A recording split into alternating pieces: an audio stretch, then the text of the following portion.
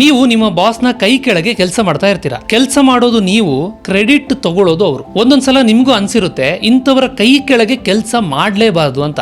ಇದನ್ನ ಲೀಡರ್ಶಿಪ್ ಅಂತ ಹೇಳಲ್ಲ, ಬಾಸಿಸಂ ಅಂತ ಹೇಳ್ತಾರೆ. ಹಾಗಾದ್ರೆ ಲೀಡರ್ಶಿಪ್ ಅಂದ್ರೆ ಏನು? ಈ ಕತೆ ಕೇಳಿ ನಿಮ್ಗೆ ಗೊತ್ತಾಗುತ್ತೆ. ಡಾಕ್ಟರ್ APJ ಅಬ್ದುಲ್ ಕಲಾಂ ಆಗ ಇಸ್ರೋದಲ್ಲಿ ಕೆಲಸ ಮಾಡ್ತಾ ಇದ್ರು. ಇಸ್ರೋದ ಅಧ್ಯಕ್ಷ ಆಗಿದ್ದವರು ವಿಜ್ಞಾನಿ ಸತೀಶ್ ಧವನ್. 1979ರಲ್ಲಿ ಭಾರತದ ಮೊದಲ ಉಪಗ್ರಹ ಉಡಾವಣಾ ವಾಹನ ಅಂದ್ರೆ SLV-3 ನ ಇಸ್ರೋ ತಯಾರು ಮಾಡ್ತಾ ಇತ್ತು. ಅಬ್ದುಲ್ ಕಲಾಂ ಈ ಯೋಜನೆಯ ನಿರ್ದೇಶಕರಾಗಿದ್ರು. ಆಗಸ್ಟ್ ತಿಂಗಳಲ್ಲಿ ಲಾಂಚ್ ವೆಹಿಕಲ್ ನ ಉಡಾವಣೆ ಮಾಡೋದಕ್ಕೆ ದಿನಾಂಕ ಫಿಕ್ಸ್ ಆಗಿತ್ತು. ಆ ಕಾರ್ಯಕ್ರಮಕ್ಕೆ ಪತ್ರಕರ್ತರು ಕೂಡ ಬಂದಿದ್ರು. ಆದ್ರೆ ಇದನ್ನ ಉಡಾವಣೆ ಮಾಡಿದಾಗ ರಾಕೆಟ್ ಮೇಲಕ್ಕೆ ಹೋಗದೆ ಫೇಲ್ ಆಗಿ ಬಂಗಾಳ ಕೊಲ್ಲಿಯಲ್ಲಿ ಬಿದ್ದು ಬಿಡ್ತು. ಒಂದ್ ಕಡೆ ಯೋಜನೆ ಫೇಲ್ ಆಯ್ತಲ್ಲ ಅನ್ನೋ ದುಃಖ, ಮತ್ತೊಂದು ಕಡೆ ಪತ್ರಕರ್ತರಿಗೆ ಹೇಗೆ ಉತ್ತರ ಕೊಡೋದು ಅನ್ನೋ ಚಿಂತೆ. ಅಬ್ದುಲ್ ಕಲಾಂಗೆ ಏನು ಮಾಡಬೇಕು ಅಂತ ಗೊತ್ತಾಗ್ಲೇ ಇಲ್ಲ. ಆಗ ಇಸ್ರೋ ಅಧ್ಯಕ್ಷ ಸತೀಶ್ ಧವನ್ ಕಲಾಂ ಹತ್ರ ಬಂದ್ರು. ನೀನೇನು ಪ್ರೆಸ್ ಮೀಟ್ ನಲ್ಲಿ ಉತ್ತರ ಕೊಡೋದು ಬೇಡ, ನಾನೇ ಪ್ರೆಸ್ ಮೀಟ್ ನಡೆಸ್ತೀನಿ ಅಂತ ಹೇಳಿದ್ರು. ಯೋಜನೆ ಫೇಲ್ ಆಗಿದೆ, ಅದರ ಸಂಪೂರ್ಣ ಹೊಣೆಯನ್ನ ನಾನೇ ಹೊತ್ಕೊಳ್ತೀನಿ ಅಂತ ಸತೀಶ್ ಧವನ್ ಪತ್ರಕರ್ತರ ಮುಂದೆ ಹೇಳಿದ್ರು. ಅಬ್ದುಲ್ ಕಲಾಂ ಮತ್ತೆ ಅದೇ ಪ್ರಾಜೆಕ್ಟ್ ಮೇಲೆ ಕೆಲಸ ಮಾಡೋಕೆ ಶುರು ಮಾಡಿದ್ರು. 1980ರ ಜುಲೈನಲ್ಲಿ, ಅಂದ್ರೆ 1 ವರ್ಷ ಆದ್ಮೇಲೆ